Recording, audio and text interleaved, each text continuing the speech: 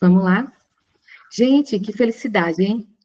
Último encontro aqui do nosso grupo de estudos desse livro, né? A Prática da TCC, nos transtornos alimentares e obesidade, um livro muito rico em conhecimento. Eu super recomendo que vocês comprem o livro, que leiam o livro, que é muito importante, tá? As aulas vão ficar disponíveis no YouTube, tem algumas aulas que eu ainda não subi, tá? Mas eu vou fazer isso esse final de semana. E eu espero que vocês aproveitem bastante essas aulas e que contribuam para a prática clínica de vocês, porque essa foi a minha intenção em fazer o grupo de estudo, contribuir com a prática clínica de vocês e para que mais psicólogos tenham aí conhecimento nessa área de comportamento alimentar, transtornos alimentares, tratamento de obesidade e sobrepeso, ok? Então, vamos lá. Nesse último capítulo, no capítulo 15, a gente vai do que se trata? Qual o título, né, do capítulo? O capítulo é Quando a obesidade é severa, novas perspectivas em terapia cognitivo-comportamental. Novamente aqui, a gente vai ter uma situação muito parecida com a da semana passada. Algumas estratégias de intervenção eu não vou trazer aqui na aula, porque a aula vai ficar gravada e é um conteúdo que é restrito à prática clínica do psicólogo. Então, vai ter coisas aqui que eu não vou trazer, né? Como, por exemplo, as intervenções. Tem a intervenção aqui detalhada, mas eu não vou trazer aqui dessa forma. Aqui nós vamos aprender caracterização e definição de obesidade, problemas associados à obesidade, tá? Os tipos de cirurgias bariátricas, a gente vai falar sobre avaliação em obesidade severa e tratamento em casos de obesidade severa. Né? Na verdade, o que é esse capítulo? Ele vai fazer um apanhado geral do que a gente já viu e ele vai trazer algumas novidades em relação a isso, tá? Deixa eu ver aqui. Pronto. É isso que a gente vai trazer no capítulo de hoje. Inclusive, eu nem fiz slide, tá? Para esse último encontro nosso aqui, eu não fiz o slide, a gente vai acompanhar os pontos aqui pelo livro mesmo, tá? Primeira coisa que ele vai trazer para a gente é a questão do conceito de obesidade, né? Da caracterização e da definição da obesidade. Então, ele vai trazer aqui no livro que um portador de obesidade severa, ele é um indivíduo que ele tem, como ele vai falar aqui já no capítulo da obesidade severa, ele já vai trazer para a gente que esse indivíduo com obesidade severa, ele apresenta diversos problemas de saúde, né? Ele tem como principal intervenção a cirurgia bariátrica, mas ele é um paciente que ele tem diversos problemas de saúde. Ele vai ter diabetes, ele vai ter pressão alta, ele vai ter diversos problemas de saúde.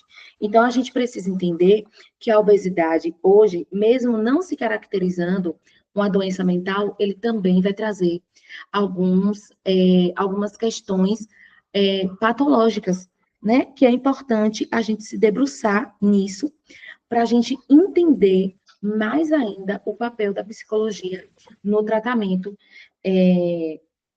desse tipo de demanda que chega bastante para a gente no consultório, tá? Principalmente se a gente for participar de equipes multidisciplinares. Então, ele vai trazer aqui a definição dessa obesidade severa e ele vai trazer como a principal estratégia, né, a estratégia mais eficaz, a estratégia mais segura, a questão da cirurgia bariátrica, né? Ele vai trazer também os problemas associados com a obesidade, que é a questão das comorbidades principais que aparecem nesses indivíduos aí. E quais são essas comorbidades? A gente tem hipertensão, a gente tem apneia de sono, a gente tem aí comorbidades no sistema endócrino, a gente tem no sistema digestivo, né? A gente tem problemas renais, problemas neurológicos, a questão do estado nutricional, problemas dermatológicos. Então, assim, a gente tem uma série de problemas associados à obesidade. E aí, aqui a gente entra numa questão, Priscila, bem legal, né? Para a gente pensar e para a gente analisar. né? Para a gente pensar. Que muitas pessoas falam assim, ah, eu tô obesa, mas eu fiz exame e não deu nada. Tá tudo normal. Né? Mas a gente precisa alertar o paciente, principalmente se a gente estiver aplicando a entrevista motivacional, da questão das comorbidades que a obesidade traz. A gente precisa trazer para o paciente os problemas relacionados à obesidade. Isso tem que fazer parte da psicoeducação. Quando esse paciente chega para mim, eu já preciso trazer essas coisas para ele entender que a obesidade, ela traz inúmeras problemas de saúde, né, para a pessoa. Né? A gente vai entender que existem muitos problemas associados à obesidade. E isso a gente precisa psicoeducar com os nossos pacientes, tá? Ele vai trazer também um pouquinho aqui a questão do tipo de cirurgia bariátrica, tá? Os tipos de cirurgia. E aí, ele vai trazer aqui os tipos de cirurgia, ele vai trazer as complicações que a cirurgia pode trazer, ele vai trazer os benefícios que a própria cirurgia vai trazer, tá? E aqui ele vai dizer o seguinte, que a mais conhecida, a que a gente tem aí maiores evidências das vantagens, é a BPGYR, né? Essa sigla, que é bypass gástrico em Y, banda gástrica, gastrectomia vertical. Né? É um nome bem assim, não é muito comum, né, para a nossa realidade de psicologia, mas é o tipo de cirurgia bariátrica mais comum, mais utilizada e que traz maiores resultados para esses pacientes. Então, a gente vai ter inúmeras vantagens, que é uma perda significativa de peso, né, a longo prazo. Aí tem um processo de 60% a 80%, né, de excesso de peso, de perda desse peso, né? Então, a gente vai perceber que no longo prazo a gente pode conseguir essa perda de peso, tá? Essa perda de peso relacionada ao que o paciente tinha antes da cirurgia, certo? Tecnicamente uma operação um pouco mais complexa do que as demais, né? Mas é uma cirurgia bastante segura. Então, se a gente for aqui destrinchar todos os índices das complicações, de mortalidade, de tudo, a gente vai perceber que é uma cirurgia bem segura, tá? Entre outras vantagens que vai ter, né? A questão do gasto de energia, a questão do pós-operatório, né? Todas as vantagens que ele vai trazer aqui sobre o pós-operatório desse tipo de procedimento, tá? É um dos tipos de cirurgias mais recomendados, por isso que eu quis trazer para vocês esse tipo em específico, tá? E aí, a gente vai aprender também aqui nesse capítulo alguns instrumentos para avaliar esses indivíduos, tá? E por que, Alana, avaliar essa obesidade severa? Porque o paciente que ele vai passar, por exemplo, por cirurgia bariátrica, já que a gente tem a bariátrica como principal mecanismo aí, né? Como principal intervenção para a obesidade severa, a gente vai precisar fazer algumas avaliações. E é muito comum, Priscila, que o paciente venha para a gente só em busca do relatório. Né? É muito comum chegar aqui para mim no consultório, a pessoa dizendo assim: não, eu vim porque eu preciso de um relatório para fazer a bariátrica. E eu não dou relatório sem antes fazer um pré-operatório bem completo desse paciente. E ele vai falar aqui desses instrumentos psicométricos que a gente vai poder avaliar esses pacientes.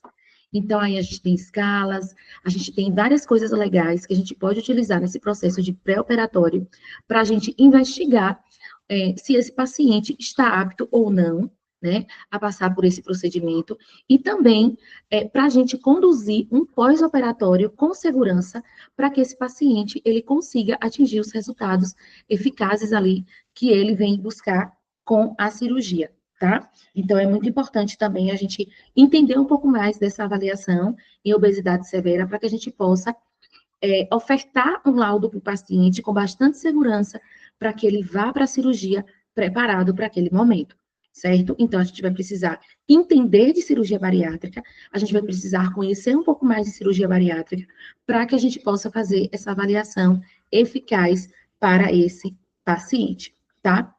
No finalzinho do capítulo, ele vai trazer o quê? A diversidade e indicação de tratamento, tá? Ele vai trazer os modelos atuais de TCC para os transtornos alimentares, então ele vai trazer o modelo 5AS e ele vai descrever todo esse modelo, tá? Ele vai descrever todo esse modelo aqui no capítulo para você aplicar no seu consultório. Ele vai falar da função do psicólogo na equipe multidisciplinar, então a gente tem uma função primordial dentro dessa equipe, que é trabalhar as questões emocionais, trabalhar a saúde mental desses pacientes, para ele alcançar maior sucesso nessa mudança de estilo de vida, perda de peso, ou melhorar a questão das comorbidades, né? Então, o psicólogo aí, ele deve participar de todo o processo. A gente tem também outros programas que eles vão apresentar aqui para a gente, né, nas diversidades de intervenção para a questão da obesidade severa. Então, é muito importante a gente se debruçar nesse capítulo para a gente entender esse tratamento. Eu não vou trazer os detalhes aqui, obviamente, porque a aula vai ficar gravada, mas a gente precisa se debruçar nisso, tá? De considerações finais, deixa só eu colocar aqui o carregador do meu notebook. Só um minutinho. De considerações finais, o que é que a gente vai... o que é que eu quero trazer para vocês, tá?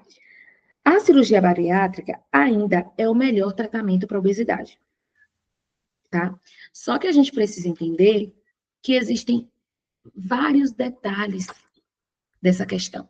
Existem vários detalhes, existem várias nuances, existem várias coisas que a gente vai precisar trabalhar, né? A gente precisa entender que não é a cirurgia bariátrica, ela não é algo acessível para todos. Então, vai ter pessoas que têm a necessidade e não vai ter acesso. A gente precisa entender também que a gente vai precisar fazer um pré-operatório bem completo. A gente vai precisar entender também que tem questões psiquiátricas envolvidas, né?